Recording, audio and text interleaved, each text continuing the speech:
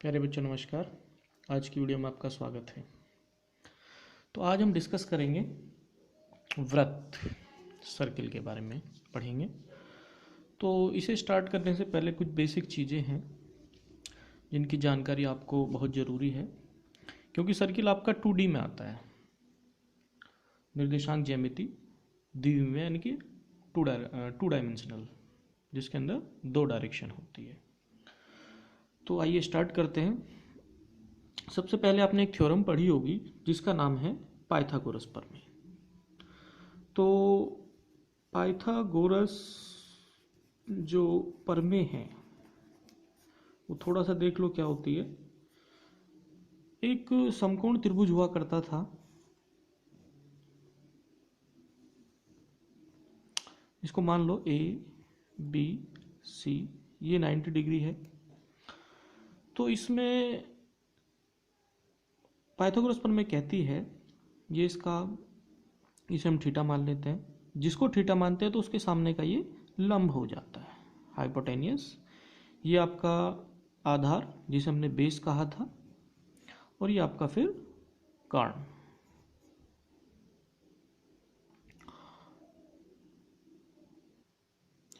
तो ये थ्योरम क्या कहती है कि जो आपकी साइड है कर्ण का स्क्वायर जो होता है वो बेस और परपेंडिकुलर, यानी कि लंब का स्क्वायर प्लस आधार का स्क्वायर। ये थ्योरम आपको याद पहले से भी है, लेकिन यहाँ एक बार डिस्कस कर लेते हैं। मीन्स आपका जो AC का स्क्वायर है वो बराबर होगा आधार, या तो ये स्टार्टिंग में लिख लो या इस लिख लो, उससे कोई फर्क नहीं पड़ता। तो AB का स्क्वायर प्लस BC का स्क्वायर। तो इसमें इसको अच्छी तरह याद रखना है। पाइथागोरस में कर्ण जो आपका हाइपोटेनियस है वो उसका जो स्क्वायर है वो बेस के स्क्वायर प्लस परपेंडिकुलर के स्क्वायर के बराबर होता है। दूसरी चीज़ आपको याद रखनी है, क्वाड्रेंट देख लेते हैं थोड़े से। आपके ये 2D के अंदर 4 क्वाड्रेंट होते हैं, यानी कि प्रथम चतुर्थांश, सेकंड, और इसे थर्ड बोला गया, और ये आपका फोर्थ है। तो इसको हम XX बोला, इसे हम YX बोलेंगे। मीन्स इस पे आप कहीं भी चले जाओ, X एक्सिस पे Y की वैल्यू 0 रहती है, इस YX पे कहीं भी चले जाओ, इस पे X की वैल्यू 0 रहती है। तो इसमें देख लेते हैं इसके साइन कैसे हम रखते हैं। तो यहाँ ये आपका मूल बिंदु है, इसे हम कहेंगे ओरिजिन, यानी कि मूल बिंदु 0 0 इसके निर्देशांकों के। यहाँ से चलना स्टार्ट करते हैं। तो यहाँ से अगर हम इस साइड देखें तो X प्लस का होता है दोनों साइड। इधर देखें तो X आपका माइनस होता है। तो सबसे पहले हम X लिखते हैं, ठीक है। X चलो यहाँ 100 भी कर देते हैं। उसके बाद Y की बात करें तो Y X एक्स से ऊपर, यानी कि यहाँ से ऊपर प्लस का रहता है और नीचे माइनस का रहता है। तो ये बहुत आसानी तरीके से आप समझ सकते हो, Y ऊपर प्लस नीचे माइनस। तो यानी कि फर्स्ट क्वाड्रेंट की अगर बात करें तो इसमें दोनों प्लस प्लस के रहेंगे। सेकंड क्वाड्रेंट की बात करें तो इसमें आपका पहला ये माइनस और ये प्लस। तो ज़्यादा याद रखने की ज़रूरत नहीं, इस तरह याद रखो कि इधर को चलेंगे तो X प्लस होता है, इधर को X चलेंगे तो माइनस का, ऊपर को Y चलेंगे प्लस का होगा, नीचे को चलेंगे तो Y माइनस का होता है।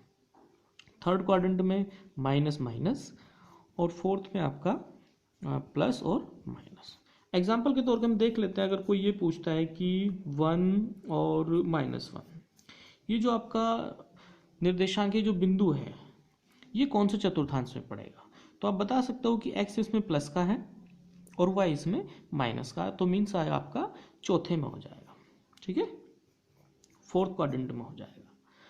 इसके बाद एक छोटी सी नॉलेज, तीसरा बिंदु हम ले लेते हैं कि तीसरे के बारे में क्या है। एक आपको ये पता होना चाहिए कि अगर हमें 2 बिंदु दिए गए हैं तो उन 2 बिंदुओं के बीच की दूरी क्या होती है। तो देख लो, इसे हम x1 और y1 मान लेते हैं, और इसे x2 और y2 मान लेते हैं। तो थोड़ा सा इसके बारे में बता देते हैं। तो यहाँ देखो, फॉर्मूला तो आपने याद किया ही होगा, लेकिन वो फॉर्मूला कहाँ से आया वो बता देते हैं हम आपको। थोड़ा सा x अक्ष ड्रॉ कर लिया, y, तो इसे हमने 0 0 मान लिया, ये आपका मूल बिंदु है। तो हम क्या करेंगे, इसको हम x अक्ष पर मिला देते हैं, परपेंडिकुलर डाल देते हैं एक तरीके से। ऐसे हमने इस बिंदु को मिला लिया, तो यहाँ आपने देखा होगा कि जो x1 होती है वो ये वाली डिस्टेंस हो जाएगी। इस निर्देशांक x1 y1 का मतलब है जो पहला है, यानी कि x एक्सिस पे आपने x1 चला है और जो y एक्स पे है वो y1 चला है। Clear, very good. अगर आपको यहाँ तक ध्यान, दूसरे बिंदु को भी हम मिला लेते हैं x एक्स से और इसको भी मिला लेते हैं।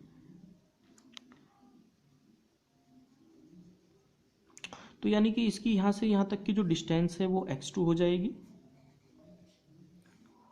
और यहाँ से यहाँ तक की डिस्टेंस मीन्स ये आपकी y2 है। तो अब हम आपको एक क्वेश्चन आपसे ही पूछ लेंगे, जब ये पूरी x2 है और ये x1 है तो बची कितनी, x2 minus x1। Clear, same इसको भी मिला लो। ये पूरी तो यहाँ से यहाँ सॉरी ये तो यहाँ से यहाँ तक कितनी है, y2 है और इतनी ये y1 है, तो बची कितनी, ये जो आपकी आ जाएगी ये y2 माइनस y1। अब आपको ये भी पता चल गया x2 माइनस x1 है और ये 90 डिग्री का एंगल है, तो हम ये निकाल सकते हैं। तो वो क्या होगा, अगर हम इनके नाम ले लें a b c, तो AC बराबर किसके हो जाएगा, देख लो, पाइथागोरस लगा दो इसमें। कर्ण आप निकालना चाह रहे हो तो वो किसके बराबर होगा, अंडर रूट यानी कि इसका स्क्वायर बराबर इसके स्क्वायर यानी कि x2 माइनस x1 प्लस लंब आपका ये बन रहा है y2 माइनस y1 का स्क्वायर, यानी कि जो आपके दो बिंदुओं के बीच की दूरी आ गई अंडर रूट। ये आपने पहले भी याद किया था, लेकिन यहाँ 2D है तो आपको समझा देते हैं कि ये आया कहाँ से है। हालांकि आपको ये नहीं याद रखना है कि कहाँ से आया है, लेकिन अगर आप एक बार ऐसे कर लोगे तो आपको फॉर्मूला माइंड में छप जाएगा कि दो बिंदुओं के बीच की दूरी कहाँ से आई और कैसे इसको याद रखेंगे। तो सिंपल, दो बिंदुओं के बीच की दूरी की अगर बात करें तो x2 माइनस x1 का whole square plus y2 minus y1 का होल स्क्वायर और उसके ऊपर अंडर रूट लगा दें क्योंकि हम कर्ण निकालना चाह रहे हैं। इसके बाद एक चीज और है जो आपको पता होनी चाहिए, चौथी चीज, एक इसकी प्रवणता की बात करते हैं। प्रवणता का भी हमें पता होना चाहिए कि अगर हम इसकी प्रवणता निकालना चाह रहे हैं तो यहाँ से देख लो, अगर ये आपका थीटा है, एक चीज़ और यहाँ से देख लो, इसे थीटा मान लो और हम यहाँ से टेन थीटा निकालना चाह रहे हैं, तो टेन थीटा बराबर किसके होता है, आपने ये याद किया होगा, लाल बटे कक्का, तो ये आपका साइन कोस टेन, ये टेन होता है। ठीक है, तो टेन क्या होता है, लंब बटे आधार। तो टेन थीटा अगर हम इसमें निकालना चाह रहे हैं तो वो जाएगा लंब कितना है y2 माइनस y1 अपॉन आधार कितना है x2 माइनस x1। तो ये आपको याद रखना है, इसको हम प्रवणता कह देते हैं। तो ये बहुत इंपॉर्टेंट फॉर्मूला है कि अगर आपको एक रेखा दी गई है और रेखा में जो बिंदु है उसके निर्देशांक दे रखे हैं और वो पूछे कि इस रेखा की प्रवणता निकालो, तो आप आसानी से निकाल सकते हो y2 minus y1 upon x2 minus x1। यहाँ से ये आपका प्रवणता का फॉर्मूला हो जाता है। क्लियर, अब इसके बाद नेक्स्ट फॉर्मूला एक थोड़ा सा और पता होना चाहिए कि हमें एक तो बिंदु दिया गया है, ये भी बहुत यूज होना है इसमें, x1 y1 एक बिंदु है और एक रेखा दी गई है। इस रेखा का समीकरण ax plus B Y plus C equal to 0। तो इस बिंदु से इस रेखा पर डाले गए लंब की माप, ये बहुत ज़्यादा यूज होने वाला, तो आपको इस बिंदु से इस रेखा पर डाले गए लंब की माप पता होनी चाहिए। तो उसका फॉर्मूला है P बराबर, तो ऊपर जो है इस रेखा में इस बिंदु को भर दो, यानी कि जहाँ भी आपका x है वहाँ पे x1 और जहाँ पे y है वहाँ पे y1, यानी कि ऊपर तो आ जाएगा ax1 plus by1 plus c और नीचे कर देते हैं अंडर रूट x का जो भी कोफिशिएंट है उसका स्क्वायर प्लस y का जो भी कोफिशिएंट है y स्क्वायर। तो किसी बिंदु से किसी रेखा पर डाले गए लंब की माप, इसका फॉर्मूला भी आपको याद होना चाहिए कि ऊपर जो है ये बिंदु भर देते हैं और नीचे अपॉन में क्या करते हैं, x के कोफिशिएंट का स्क्वायर प्लस y के कोफिशिएंट का स्क्वायर। एक चीज आपको और पता होनी चाहिए कि ये हमारी कोई रेखा है और इसमें हमें दो बिंदु पता है x1 y1 और x2 y2। तो अगर हम इसके मध्य बिंदु के निर्देशांक निकालें इसके, तो वो क्या हो जाता है, इसको और इसको जोड़ के आधा कर दो और इसको और इसको जोड़ के आधा कर दो। तो ये भी आपको पता होना चाहिए। तो ये आपके मध्य बिंदु के निर्देशांक आ जाते हैं। क्लियर। नेक्स्ट है एक चीज़ आपको हालांकि पता ही है, कोई जैसे द्विघात इक्वेशन दी है ax square plus B X plus C equal to 0, तो इसको सॉल्व करना। तो आपने एक नियम पढ़ा होगा श्रीधराचार्य, तो उससे कैसे सॉल्व करते हैं, x बराबर minus B plus minus under root B square minus 4ac upon 2a।